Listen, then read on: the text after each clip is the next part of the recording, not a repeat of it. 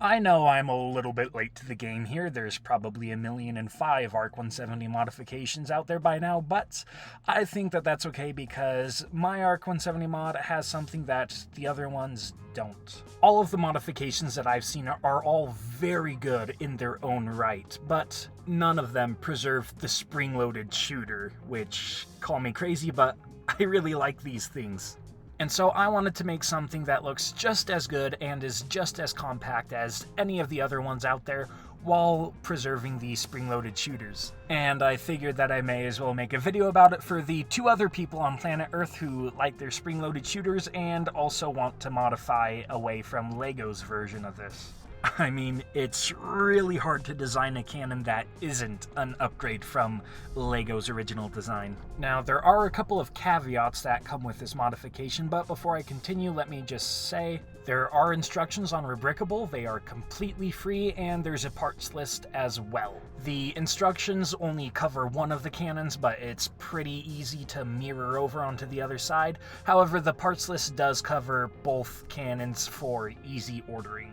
While I was designing this, I quickly learned why LEGO did not include the second turret. Getting both the looks down and the functionality down is no easy task, and clearly LEGO went for functionality. So here's the design that I came up with, and please excuse the shakiness of my hands, I just finished a workout at the gym. Basically, when you're installing the second turret, you're going to want to make sure that the grooves are lined up with the head of the spring-loaded shooter as opposed to the ribs on the Technic connector piece. If you have one of the ribs aligned with the spring-loaded shooter, then you cannot get the shooter in. You push it in and it just pops back out, it can't go in. So you have to make sure that you got that turned at a perfect 45-degree angle, and then you can pop it in real easy and it actually shoots. I found that this was the best design to maintain the size and the sleekness of the build without making the guns over the top bulky while keeping the spring-loaded shooters on, and so, I mean, I can understand why LEGO wouldn't want to do something like that where it has to be aligned in a perfect way that's going to get knocked around over the course of play and that some little kid isn't really going to care about and they're just going to throw it on there. But anyways, that's my design. There you go. It's very simple, very, very easy to do.